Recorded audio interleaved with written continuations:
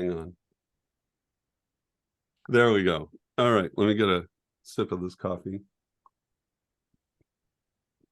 So, what we were talking about was how when you know another language, it can supply you with more information, a broader scope of visualization in your head, right? So, in English and in Dutch, you could use, if I were translating, the same word. So cozy and gezellig. Gezellig. It's in the back of your throat, sort of like you're clearing your throat. Gezellig. Anyway, cozy to me implies, that it's in the evening, the fire's lit, the curtains are closed, it might be raining outside. I live in the Northwest, so it's always raining outside. And I've got a blanket on and it's cozy, right? I'm listening to some music. Gezellig is that plus cheerfulness, a sense of companionship, perhaps. It's not just me, but my dog is there with me by the fireplace, and my cat might be sitting on the mantle, and my wife is there. And so there's all of that. So it has a sense of fullness as opposed to just being cozy, which implies safety from the elements. Gezellig is that plus cheerfulness. And so when you learn other languages, the point of our discussion was, as you learn other languages, it alters the way in which you can appreciate what you experience in the world. That's why it's always fun to learn more than one language, or to even learn your own language really well and understand where the words come from, which in itself is a journey, right? When you understand where the prefix of a word may come from, or its suffix, or the root. Truly, it's revelation when you do that, because then you learn these other languages by de facto, right? You'll get Latin thrown in there or something. So as you learn the language of Qabalah, this is a bit more sophisticated. The tree of life is intensely complex because of the layering that's involved. And that's why in our basic course, I've been approaching it in just little pieces, kind of like, okay, here's the whole tree, and we get to see the whole tree, but then little pieces of that, little chunks, little aspects, where we begin to understand the minutiae or the various descriptives, and then we'll see how it all fits together. That's why I began with learning about the 7 Hermetic principles and seeing how that kind of ties with the tree. And then we introduced the idea of the gods last week, and I want to talk about them more specifically this week, and address their utility for us. Interestingly enough, in the chapter that we're studying this week in Advanced Studies, and when we're looking at the Justice card, Wang mentioned something that I underlined and I'm going to share with you now, and it's specifically about what we're talking about here with the gods. On page 190, it's in the paragraph that begins Crawley's title, Adjustment. About halfway into it, he says, as Gareth Knight expresses it, the point is to remember in all this, the point is to remember in all this is that all the gods, I'm having difficulty rereading, this is going to be horrible in recording later. I apologize, world. Here we go again. The point to remember in all this is that all the God forms are aspects of the soul itself and not external agencies. All right, so what does that mean? When we're looking at the tree, as I meditated last night and this morning on this class, and I often seek a tool for meditation, is if you wish the universe to communicate with you, seek a communication that can be spoken in a single word. I learned this years ago, and the abbreviated version of this story was, I had a very important decision to make, and I needed to know if I needed to make it while I was in boot camp in Great Lakes, Illinois, or if I should wait. And as I prayed at that time and meditated on it. I only had about 20 minutes to decide, so I had that time. A single word came back, home. That was it, home. So that was enough. I understood that waiting was okay, that it would be concluded when I got home and I could pursue it from there.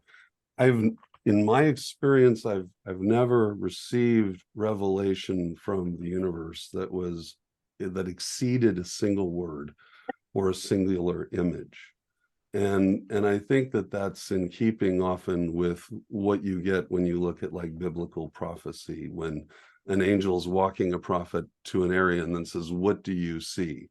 And it's like a snapshot, and he's like, "Well, I see this multi-headed being up there, and I see this throne, and I see these things, and it looks like this monster is going to eat that pregnant lady." Like they're working you through it, but it always has the sense of one of those movies, that they do today where they stop motion it for a second and do the 3D thing where they're just kind of walking you around the action in 3D, but no one's moving, so they just still motioned it.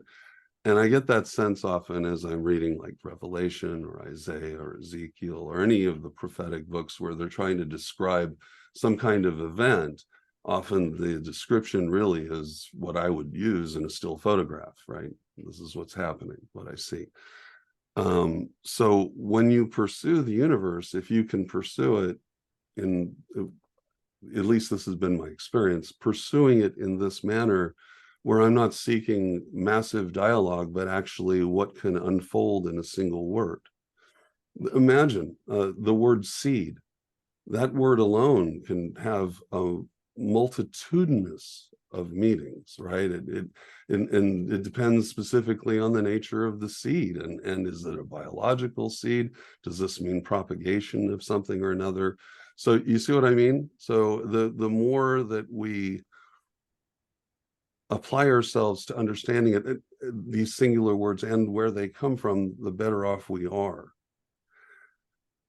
Similarly, my experience is if you wish to engage in a work that is magical, it's way better off if you can release the entirety of your will in the expression of a single word, or maybe a couple words. But typically, if you can just capture the whole thing, and then place that word in your mind, complete with everything that comes with it, create a tree of life with all the connections in your mind, right? A figurative one for you that would employ all the various divinities that might be employed in the healing of a person. And then as you lay hands on, you say, "Be healed," or just heal or mend or be well, whatever, whatever the spirit implies, the focus of that power that you're drawing upon. And then evoke that, right? Put that in, singular word. Why am I talking about all this? Because the gods, as we learn about them in the tree, are not some external force. They are representations of your soul, just kind of broken down into pieces. So to understand them is to understand yourself. And one of the best ways to get a grasp on the gods as they exist within the tree is to seek out how these planets affect you within astrology. It's you'll get kind of the resume of the gods when you study the mythology. You'll get their active utility today as understood by most human consciousness, because that's what's important as well, is we are seeking to align ourselves with the origin of the gods by understanding the consciousness of our ancestors collectively. Okay, they're all our ancestors at this point, because we're all enjoying the fruit of their labor. I consider myself as much of a child of the Nordic people as I would the Greek god people or the Persians or anywhere else, where I've benefited and been nurtured by their wisdom. I would be a fool to think otherwise, because they have fostered within me and millions of others a renewed sense of consciousness. So when we consider ourselves the children of our ancestors, that supplies us with a greater connectivity. Also, if you throw reincarnation in there, you don't know who you used to be. So that could be you at some point if you wish. You know, our connectivity to each other, the only separation I see that exists are the ones that we manufacture for ourselves, because there's so much richness within human history. And when we study the gods, then what we want to do is understand what it is that they're representing for us today. So I found a not so bad website on astrology.com. Here it is. You guys should be able to see that. This isn't too bad. It's a great starting point, and having a good starting point often very useful. Oh, but before we get here, I want to point out one thing. Let's see. Yeah, we gotta pull that up, and this right here. There we go. All right. And now I will be sharing.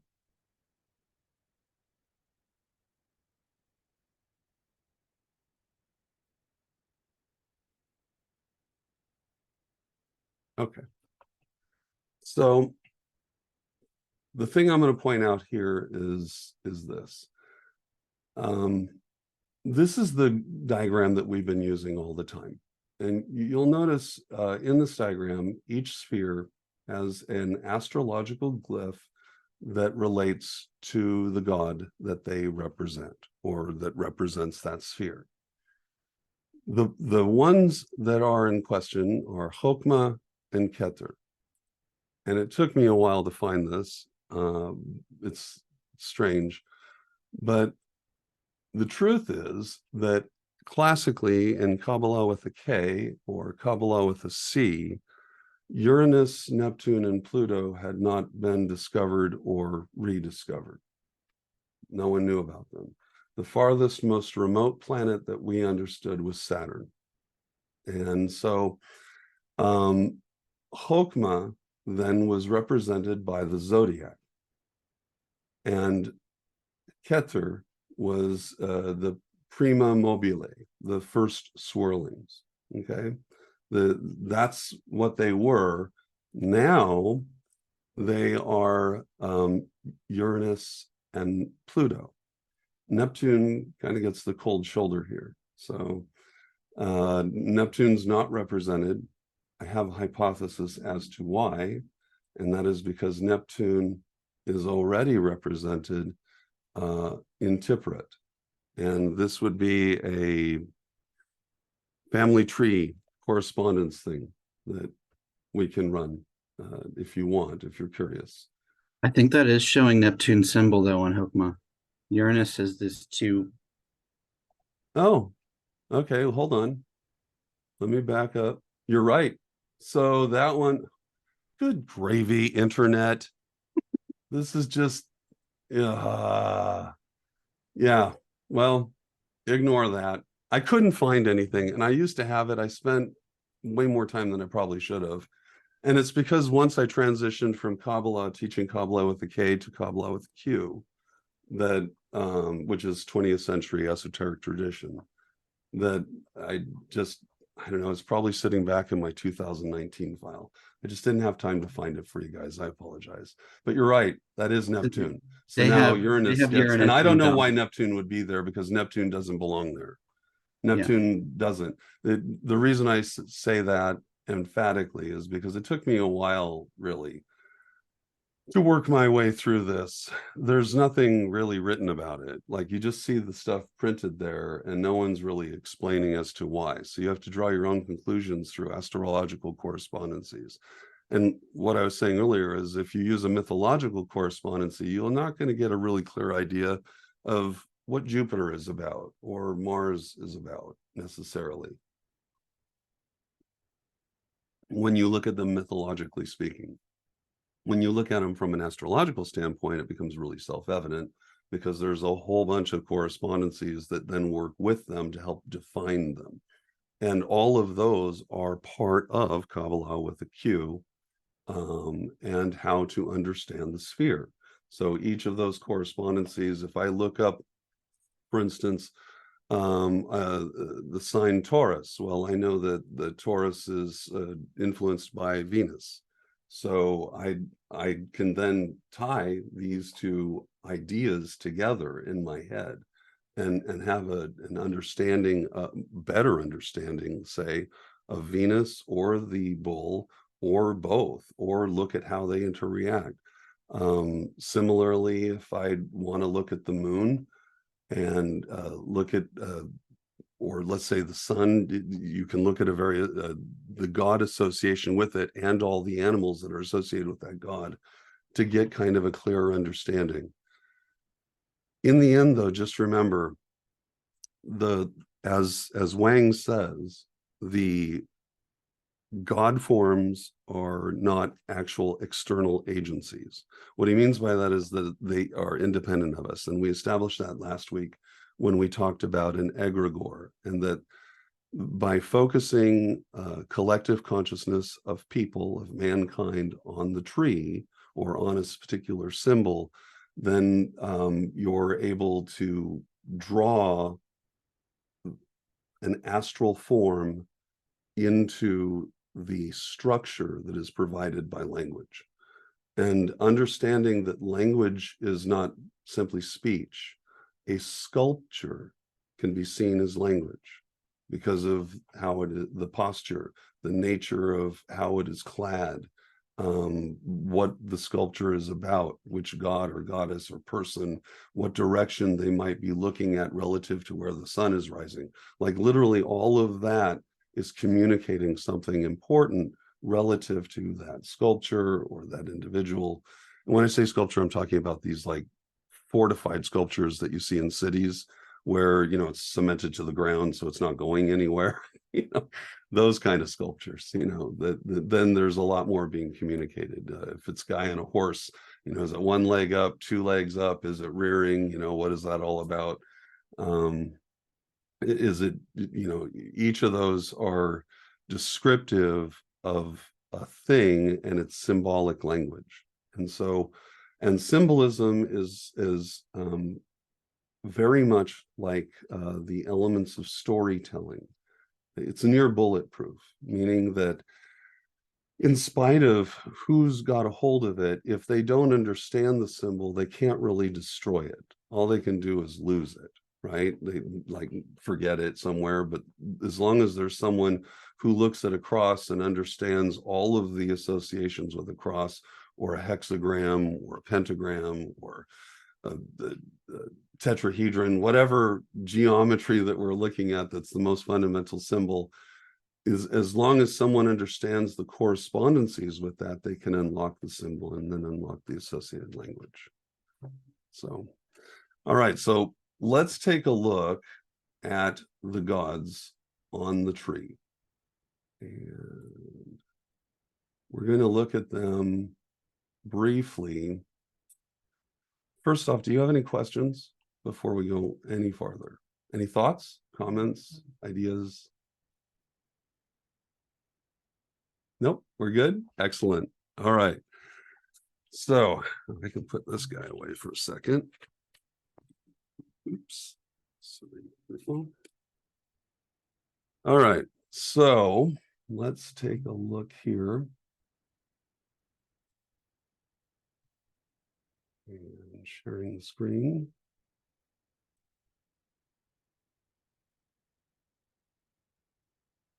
All right. So this is a good starting point in terms of just getting the most basic understanding of the planets, what they're like, and how they apply themselves to astrology, to astrological thinking. Before we get there, I just want to point one other thing out. Evidence for me that supports that our perspective of these planets was much more immediate is simply the virtue of the fact that they're so hard to see now, meaning why would we name these spots in the sky at all? I can see constellations. That makes sense, right? There's a whole bunch, and I can even see a large star here and there. But the planets are unique, and it requires a great deal of equipment or persistence in order to actually know where to look and what's going on. Our ancient history implies that we once were in the presence of the gods.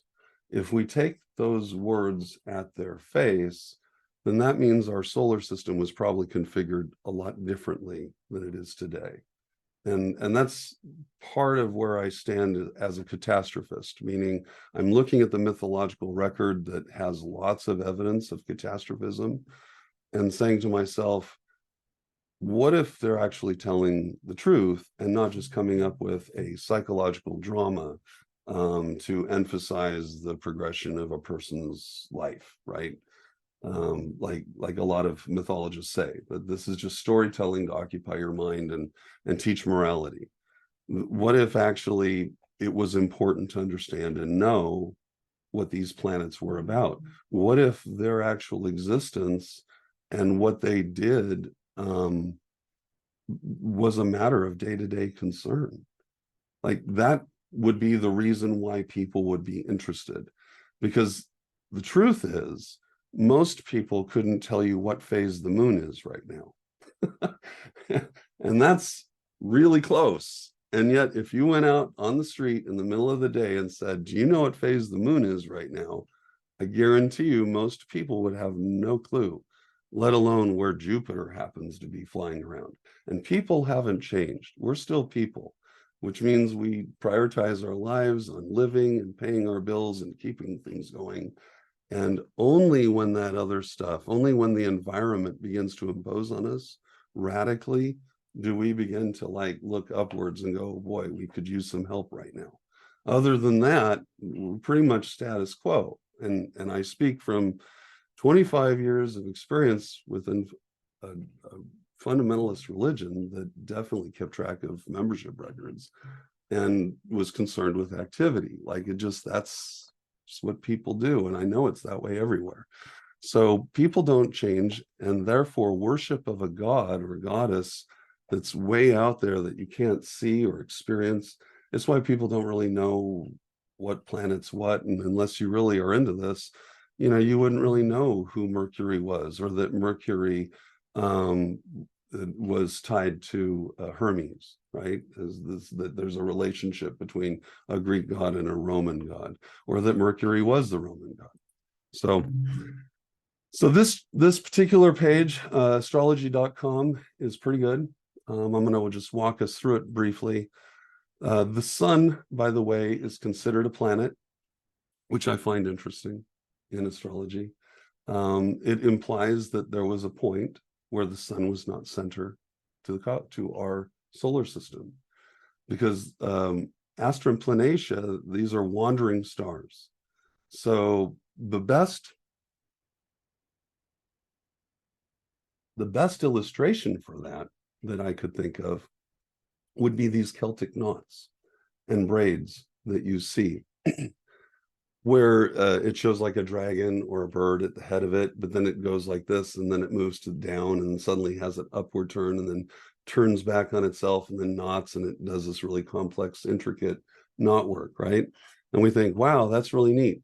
But what if they were patterning it as the same way as the astronomical observers of Southwest America was doing in their petroglyphs?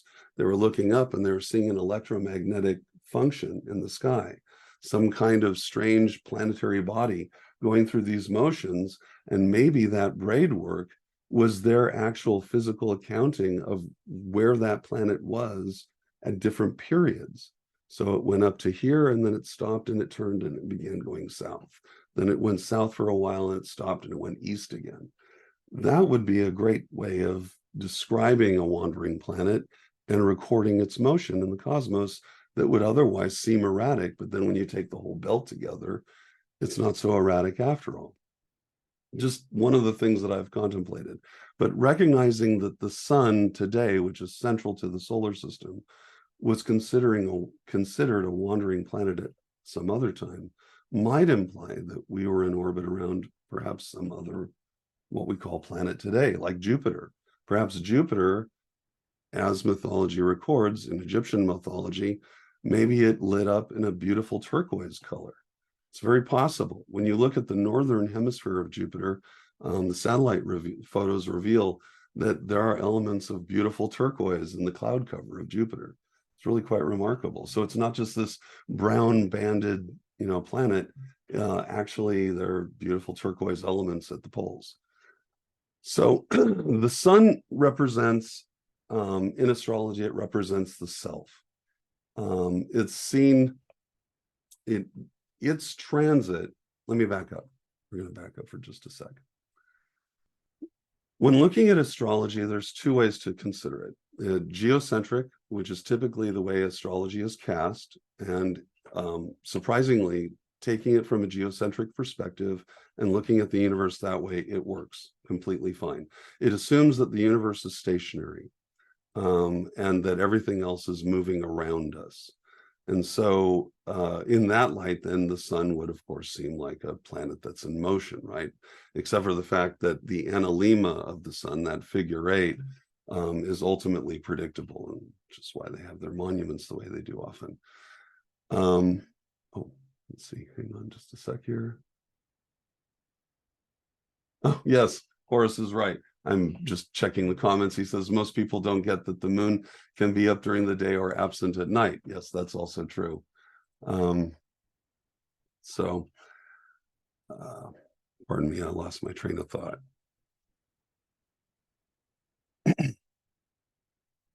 So when looking at astrology from a geocentric perspective, then the Earth is central. Incidentally, all time travel stories are taught assuming that Earth is geocentric, because otherwise they would have to account for where the Earth used to be, which would mean that time travel machines would take you across distance and not just across time. So, but if I make a machine where I'm sitting in my chair and I go through time and I still am sitting in my chair and everything moves around me and I see all that, then H.G. Wells and everyone else writes a geocentric Earth story. So when you look at it from a heliocentric perspective, then you're looking at it as the sun is over here and I'm here and I'm going around. From a heliocentric perspective, you don't see things like, first, before I get too far into this, do you guys know about astrology? If you're aware of this stuff, I'm not going to keep going on. Like, I know Horace knows all about this. Are we doing okay? Because honestly, like, if this is new or review or good, thumbs up. Otherwise, we can take it to the next point that I got here. I'm pretty new. Are you? Okay, so this is good. Mhm. Okay, excellent. Then you're in the right place, and I'm doing my job. That's what I'm supposed to be doing. So a heliocentric perspective, it would be visualized like this. I'm the Earth, and there's the sun. And so the sun is now central. This is the way that we view the Earth in actual astrology. And so each of the planets that revolve around the sun revolve at different periods of time. So like Mercury, it takes 88 days for it to go around the sun, which tells you something. Any movie that has the number 88 in it might be talking about a character who's on the run. NASCAR drivers who prefer the number 88 on their car are doing that to embody the god Mercury and swiftness. That's what that references to. And similarly, other references to the periodicity of a planet going around the sun is actually a reference to the planet, as are the elements associated with each of the planets. So understanding the basic correspondences between, and I'll pull the screen up here really quick. So understanding the correspondences between the tree here, and then understanding, let's see here. I wish I could share two screens at once. It'd be so much easier. And then understanding the correspondences here, seeing the tree of life and recognizing that those glyphs, astrological glyphs, that are describing a astrological body that has influence over certain zodiac signs, understanding that those two are tied together will open up the tree right away for you, especially if you have some kind of strength in astrology. I've a lot of my students who are really good with astrology, when I told them, well, you can just take the characters as described in astrology, the nature of the sun or how Jupiter acts, how Mars acts, and then apply that to the tree, you'll get a pretty good descriptive of those gods. Because remember that the gods are not external to us, especially as presented in the tree. The gods represent a part of us. That's why they're so literally so two-dimensional. Like, hi, I'm Mars. I'm the god of war. Great. What do you do on your days off? I do war. Okay. And then when I sleep and do war, like that's, and then, hi, I'm Venus, the goddess of love. Don't get me confused with Ceres, the goddess of motherhood, because that's not what she's into. She's into love. Like it so singular and one-dimensional and or two-dimensional, and the idea for that is because by themselves they are that, but when they're taken together and being a component of us, a different characteristic of ourselves, then that provides you greater insight into you and into the tree. Does that make sense? Yes. I have a question. Oh, please. So this might be for an advanced conversation, but something I'm still not straight on is reconciling the subjective and objective nature of the planets and zodiacal signs, and then also how on the tree diagrams like this one, we have astrological planets or signs written on many or all of the paths. So at some point, it would be amazing to kind of sort that out. Oh, okay. In brief, yes. As we go through each of these paths, there is an astrological correspondence to the path, because remember that as you walk the paths, it is your subjective experience. As you are at the crossroads, which we call the spheres, right, the Sephiroth, as you stand upon those crossroads, you acquire objective perspective, because a crossroad implies a momentary pause. As I'm walking, but then when I get to the crossroad, I'm no longer just walking, I'm now looking in all the different directions and deciding what my next path will be. Then I take that path and experience the path. But I'm objectifying the path on the sphere, right? Because I'm looking at it. Then when I step onto the path and walk it, I'm experiencing what I saw objectively, subjectively. So let's say I look down the road and I say, wow, that looks like 20 miles of bad road ahead. And this doesn't.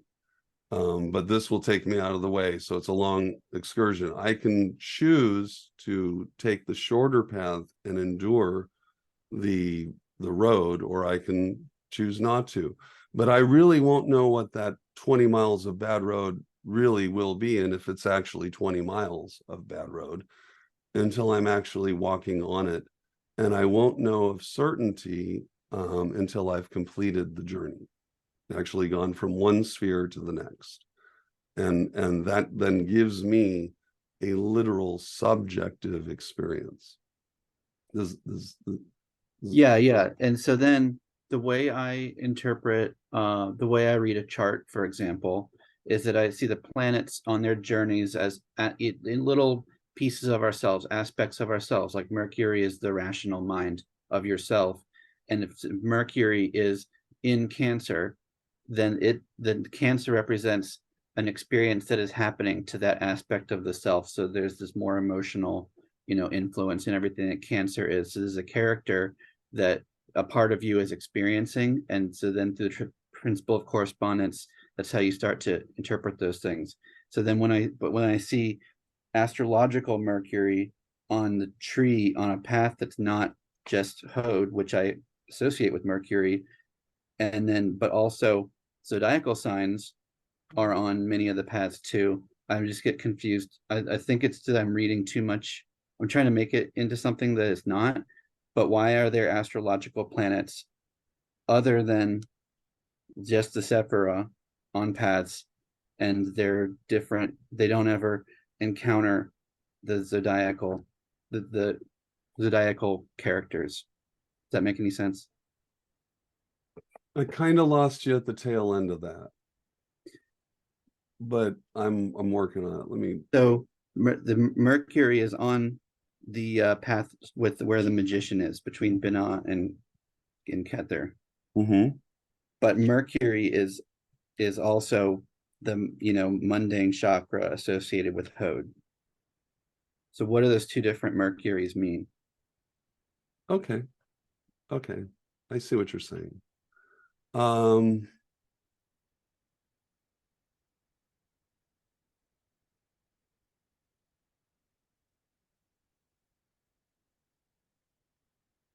My instinct is to respond that when looking at the subjective state, I'm looking at it in its active posture. And when I'm looking at something in its objective state, it becomes static. So when I see the Mercury associated with the character of the magician, then I'm seeing Mercury completely endowed with his house and all the things that are required to engage in the function of Mercury. When I see Mercury in Hode, I'm looking and I'm experiencing that, because you become the magician. You don't walk with him. You are the magician on the path, just as you are the fool when you are on the fool's path. And so when I look at Mercury and Hode together, what I'm examining them is them on the outside. It's the hanged man experience, where the subjective becomes the object, and the object becomes the subject. Your perspective is exchanged, because you're both. You're getting to see yourself. When you look at it out from the objective perspective in Hode, you're looking at it from the outside in. And when you're looking at it from the magician, you're looking at it from the inside out. Okay. Does that make sense? Yeah. I think I hope I didn't befuddle it before, but that's the best explanation, is that the objective experience is outside in, and the subject experience of Mercury is inside out. So Okay. Yeah, I can run with that. That's great for now. okay. And we'll work on that together more, perhaps next time in the next. Good question though. Thank you. All right, you guys, we're going to have to continue this next Tuesday, because we're getting to that point where I need just a little break before the advanced studies, and I'm sure you guys do too. So for next week, we're going to continue on this for just a little bit, and then we'll move forward into understanding the elements of the tree. Okay. The critical part here is just recognizing that you can approach the divinities. Let's close on this, in fact. because since we were just talking about the zodiac and the planets, what benefited me when I first began was to choose the sphere on the tree that was associated with my zodiac sign. So for me, it was really easy. I'm a Cancer, so it's the moon. The reason I did that was then to gain and garner a better understanding of that sphere and myself literally at the same time. And then I started looking at other spheres that I felt a strange connection to, and then later found out why. Like, for instance, Gevura is something that's a draw to me. Well, Mars is exalted in Cancer, so that's why all the red stones and stuff associated with Cancer. It's that thing. So, ta-da! Now I get that link. I'm like, wow, this is cool. And of course, I was in the military at one point, so there's that aspect where you get this. I don't know. Being in the military changes one. You know, you have a different perspective on everything, and so Mars became something I understood and appreciated. And then as I moved around the tree, I began to explore other things that were familiar to me in terms of astrology, and then applying it to the tree to understand the objective nature of each of those spheres. So as you work your way through it, I would start with your zodiac sign and then go, okay, and learn about that. Learn about the associations with that planet, and then just kind of take some time to get used to it. If you're done with that, then you can move to the next planet, and eventually you'll get to all of them. But it will help you with that opening of that knowledge. I don't know how else to express it other than that really does work well. By making it personal to you, you get to learn it and yourself, and that's the best part. So, thanks, you guys. Any other questions real quick? I No? put you on the spot real quick. Yes, please do. When it comes to one's sun sign, do you recommend the tropical date ranges everyone knows, or do you recommend looking in an astronomy sort of database for what the observable sky was at the time of your birth? Okay, we definitely have time for this. So there is value to understanding the Babylonian tropical zoology or zodiac. It's for a number of reasons. I would do both. Okay, I would do both. However, I've come to understand that this is going to sound weird, but it does and does not matter where the stars are. When looking at your astrological day-to-day, like I was born in July, and so I'm a Cancer type of thing. It does and does not. It by that I mean, there's a narrative that's being preserved through the zodiac, and we get to participate in that narrative, and it deals with what we understand as the start point of the Julian calendar and rotating ourselves around it. And by learning it in that sequence, we get to understand a number of things about our environment and the timeliness of seasons and everything else that's associated with just general living on planet Earth. If you want to function as a magician or a Wiccan or anyone else that is trying to use the stars as a means of synchronizing your magical intent, then figure out where the stars actually are, because that's where the power's at. One is to give you a sense of this is who I am relative to our sociological narrative. And it doesn't necessarily have anything to do with the rest of the universe, because frankly, unless you're sitting on planet Earth, the stars look different, except for if you're on Jupiter. then they still look the same, because we're in that interesting binary orbit between the sun and Jupiter. But other than that, all the other planets are going to look and see slightly different presentations because different perspective, that they'll be in different seasons at different times. So, but it does matter if you're trying to harness some kind of energy, because all of that is doing, it's just a clock. Like the stars and where things are, it's just a big clock. And it's telling you when it is right now, and relative to you, but that's really it. That's the only measure of time that we have.